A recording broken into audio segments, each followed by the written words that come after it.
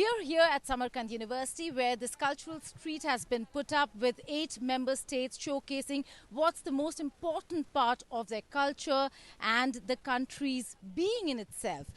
We have a lot of people from Uzbekistan, students who have come over here as part of the Indian contingent. You see them wearing Indian attire, all of them from Uzbekistan.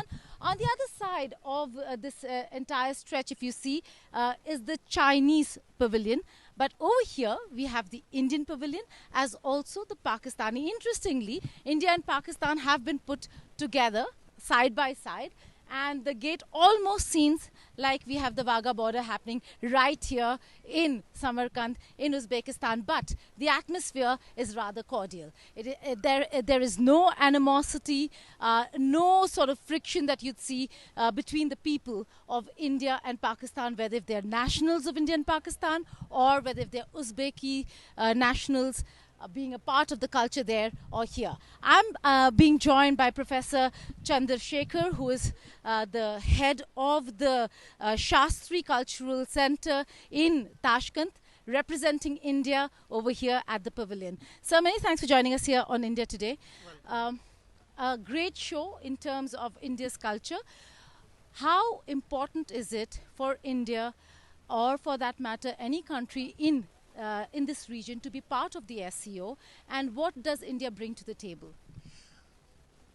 As far as since I represent only the cultural desk. Yes, culturally. However, through culture, we are promoting peace, harmony, and this is the basic aim of the SCO also. If there is a peaceful environment, there is a development. If there is a development, there is economic growth. More people can live comfortably in every region, not only Uzbekistan. If we don't spend more money on our defense, more on the people's social welfare, people are more. So this is the culture street, projecting and exhibiting culture of every member of SCO, and jointly we are performing variety of the dances. One after another member comes, they perform. There is no any kind of a competition which can say that it is another kind of a political competition. It's a totally cultural show. Very respectfully everyone do, and it is also interesting. The performers are from this country. Oh, okay. All like these are our Uzbek performers. They are not from India. Beautiful. And this show, then when an Uzbek performer can do dance on Indian Kathak one is not an easy one, Chinese one, even our other neighbors, Kyrgyz are there, Tajikis are there, Uzbekis are there, Afghans are there, Iranians are there, and all of them are majority only the Uzbek performers. So this is the way how peace can evolve out of cultural facets. We're seeing a lot of this, and there would be performances here. And again, we can see yoga teachers and performers over there also practicing and stretching just before they actually show what yoga is all about. But this is not new, Professor Sir. This is not new to Uzbekistan or the world. The world has known yoga and has loved yoga for years, including the dances, the dance forms of the Indian classical dance forms. What is it that we can expect over here at the Indian Pavilion in terms of performances? As I said, Indian cultural phenomena are not just for the performance. This is also giving a message that we have ages-old cultural relationship with this whole Central Asia, especially this minor Asia, whether it is Tajikistan, Uzbekistan, Kyrgyzstan or Kazakhstan. In our historical sources, we find number of references to them. Even as you said, yoga. Yoga Vasishta was translated in 13th century, and you can find its manuscripts in Tashkent. So this is the link, which has a continuity.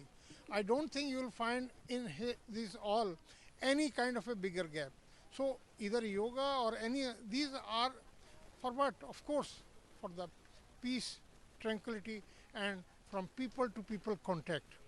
When Finally, as a historian, we see a lot of distortion when it comes to history, a lot of appropriation and misappropriation of history.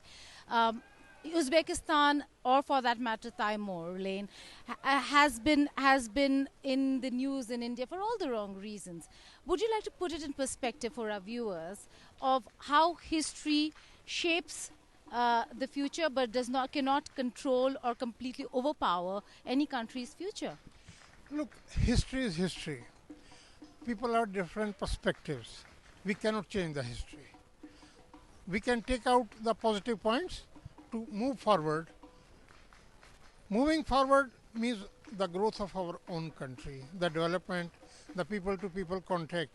I don't find any reason that people should not read every aspect of the history. Of course, history is also written by the people. And there can, as you said, misappropriation. At that time also there may be misappropriation. But people are reading today, right or wrong, whatever it is written, both they write. Now it is people's perspective, how they look forward, reading at the back pages. So this is the way to put, as you said, it is for future. Future means if you have the positive points, you will move forward with a more development, more growth, rather than going only on the negative points. Right. When people talk about the West and the East, different blocs being formed, Shanghai Cooperation Organisation with the newest members, India and Pakistan, over here, really shows how countries can really come together, leave the shackles of the past behind and move forward. In Samarkand, Geeta Mohan for India Today.